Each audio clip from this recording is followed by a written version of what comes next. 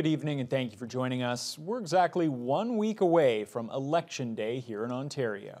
Party leaders have been out today trying to reach any undecided voters or perhaps sway those who've already made up their minds. As Siobhan Morris tells us, the topic of the day has been healthcare.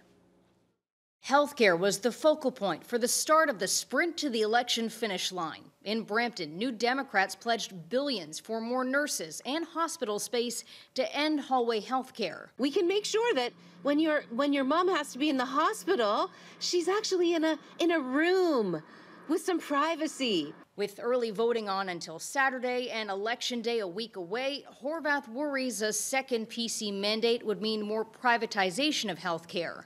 We have seen very, very clearly and starkly and in a horrifying way what privatization in healthcare does.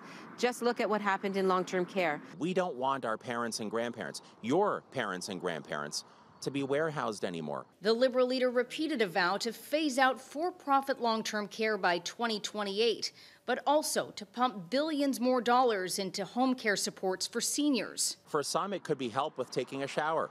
For others, it could be help making a meal or, frankly, just a friendly face to speak with. Again, our seniors want to live in their own homes for life. Our plan will help hundreds of thousands of more achieve that. Green Party leader Mike Schreiner accepted an endorsement from the SEIU Healthcare Union. I will continue to work hard at Queen's Park to be a strong voice for frontline healthcare workers in the legislature. The union also gave its stamp of approval to the Green candidate for Parry Sound Muskoka, a riding Schreiner's been dedicating a lot of energy to this week. And PC leader Doug Ford has a rally in the Hamilton area tonight. He also met virtually with Indigenous chiefs this morning, where he talked up plans to boost high-speed internet connectivity. Tonight, right after the news hour on CKPR Thunder Bay, you'll get a closer look at some of the candidates here in our area during Issues and Answers, our TVT News candidates debate for Thunder Bay-Atikokan. You'll see representatives from the Greens, Liberals, and the NDP weigh in on a variety of topics that affect northwestern Ontario. PC candidate Kevin Holland was also invited but chose not to attend. And here's some of what the candidates had to say after they were asked about their party's plan to improve health care. What we have in our platform is a plan to, in fact, properly fund health care finally in this country and bring pharmacare, dental care, and mental health under OHIP, because we need to look at a health care system, not a sick care system. Hiring a lot more nurses, 33,000 nurses. Which sounds like a lot. It is a lot. 10,000 of those would be dedicated to Northern Ontario. We want to create more nurse practitioner programs to support. We have a lot of localities that are remote that can't get the proper health care. We're prepared to, over the next 2 years, invest $1 billion into additional capacity, thereby clearing the surgical backlog and set maximum wait times. We also want to increase the number of family doctors, nurses, and practitioners. So we're going to be hiring over 100,000 of those professionals over the next 6 years. Our full hour-long Thunder Bay-Atikokan debate airs right after the news hour at 7 o'clock here on CKPR Thunder Bay. Let's turn our attention to the riding of Kenora-Rainy River. This is the second election since the riding was split to allow for the creation of its northern neighbor Kiiwetinoong in 2018. Kenora-Rainy River has become a battleground this year with a record 8 candidates vying for the seat at Queen's Park. Adam Riley has this candidate breakdown. The world has changed a lot since progressive conservative incumbent Greg Rickford was first elected to Queen's Park in 2018, especially in the riding of Kenora-Rainy River. He says it was all for the best and referred to the PC platform for how things could improve for the riding should voters send him back to Toronto. Only Doug Ford and I can get it done for Northern Ontario. We have a 5-point plan to rebuild Ontario's economy, working for workers, building highways and key infrastructure, keeping costs down, and plan to stay open. That's what folks are asking for. That's our 5-point plan. Rickford is facing off against 7 other hopefuls, including NDP first-timer Joanne Formanek Gustafson, who is also hoping to bring party representation back to the riding, as the region was an NDP stronghold for almost 20 years. She says there are many issues facing residents in Kenora-Rainy River, with proper access to health care being a key one. I had a trip in January that hasn't been approved yet, 3.5 months, and I haven't got my travel grant. I had to go to Thunder Bay. That should not be happening to people, and I'm lucky enough that that's not a huge financial hardship for me, but that's not the case for many people, right? Access to doctors in your home community is really, really important, and a lot of people don't have that now. Specialists, that's huge for us. Returning to the provincial election scene is Anthony Leek, who ran for the Liberals in both 2011 and 2014, placing third in both runs. For him, infrastructure of both the municipal and highway variety is an area of focus. You know, as great as the twinning is between Kenora and Manitoba, I think that the twinning between Vermilion Bay and Kenora, or even east of that, is just as important. I've seen lots of conversations about how dangerous it can be on the way to Vermilion Bay from Kenora, and I think that that's also a priority that should be looked at. In 2018, the Green Party scored 3% of the vote in the riding, but newcomer Catherine Keavening is hoping gains made since the last election in other regions could boost her chances to become the first Green MPP in northwestern Ontario. She says while there are many issues affecting the riding, there is one thing above all she wants to help facilitate if elected. I want to see our communities thrive. I even, like if there is any issue that anyone has, they can bring it forward to me. I want to be as available to my constituents as possible. I want to spend most of my time in my riding as much as I can. In addition to Rickford, Gustafson, Leek, and Keavening, former federal independent candidate Kelvin Boucher Chicago is carrying the banner for the New Blue Party. Former federal NDP candidate Janine Seymour is back, this time running as an independent under the name Bay-Atikokan. Larry Brayland is representing the Ontario Party, and Richard Jonason is aiming to win for the Consensus Party. Ontarians will head to the polls on June 2nd. Adam Riley, TBT News. OPP and Treaty 3 police in the Dryden area are asking for the public's help as they investigate the sudden death of a Wabigoon Lake Ojibwe Nation man following a break and enter in that community. On May 13th, officers responded to a residence and found 56-year-old Gregory George with serious injuries. He was transported to hospital in Dryden, where he later died. Foul play has not been ruled out, but police say there is no threat to the public.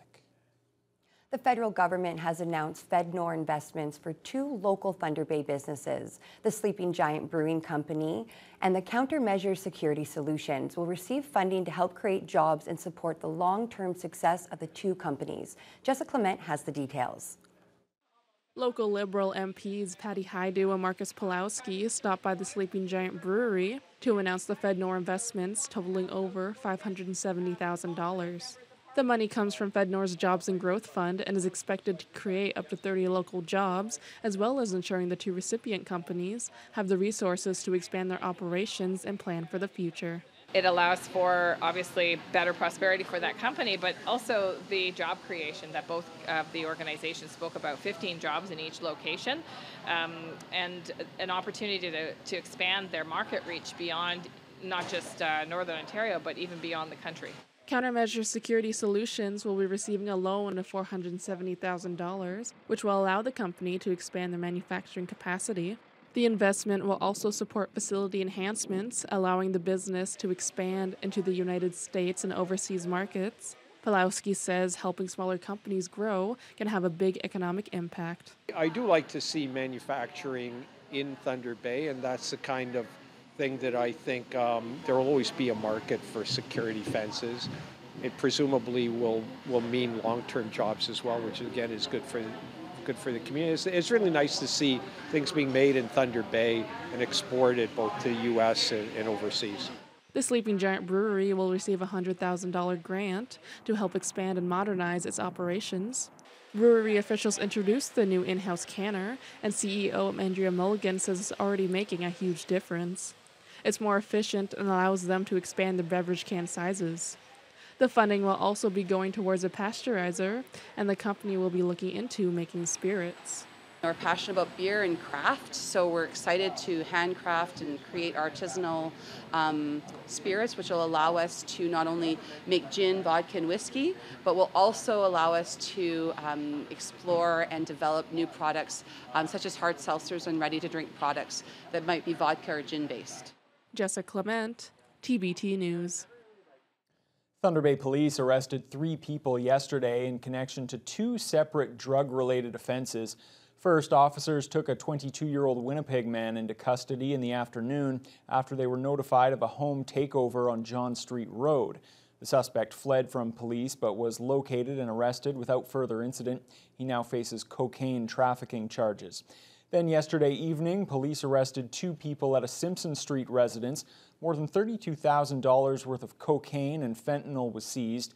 A 54-year-old Thunder Bay man and a 24-year-old man from Toronto have been charged with trafficking and other offenses. A promising new initiative at the Thunder Bay Public Library could see the removal of security guards in the near future in favor of a friendlier approach to keeping staff and patrons safe. Lee Noonan explains. Anyone visiting the Brodie Street Library over the past 2 months might have noticed Dwayne McNish making his rounds. McNish is the library's first Safer and Equitable Spaces technician, a new role which was created in an effort to make the library safer for everyone. I'm responsible for all the patrons that come inside in terms of customer service, making sure everyone is getting quality service while being treated equitably within the space. When McNish responds to an incident, he's there to help, whether that means comforting a person in distress, offering a snack, or connecting them to outside services. His role is part of the library's Racism, Diversity, and Inclusion initiative, led by Community Hub librarian Jenna Johns. So the addition of these positions does a lot of foundational relationship building with community members that often come into our library with needs that extend beyond books on shelves. So sometimes people are in crisis. Sometimes they're dealing with lack of access to housing or lack of access to food. While Johns' mandate is ensuring equitable access to the library for patrons who face barriers like homelessness, she also emphasizes the importance of supporting staff and making sure they feel safe at work. She says having McNish on site makes a difference on both counts. Because it takes a lot of stress off.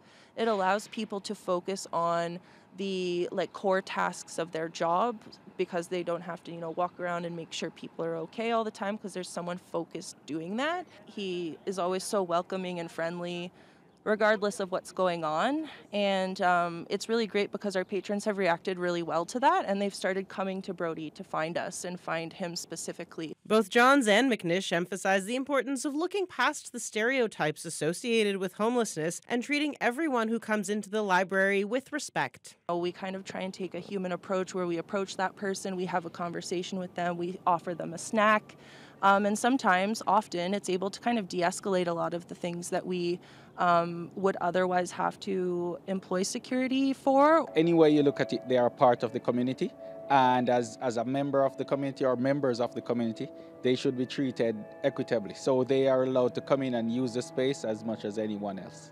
A second Safer and Equitable Spaces technician will be starting here at Waverley next week. With the program gradually rolling out, staff is evaluating its success, and Johns hopes they'll be able to start phasing out security guards in the near future.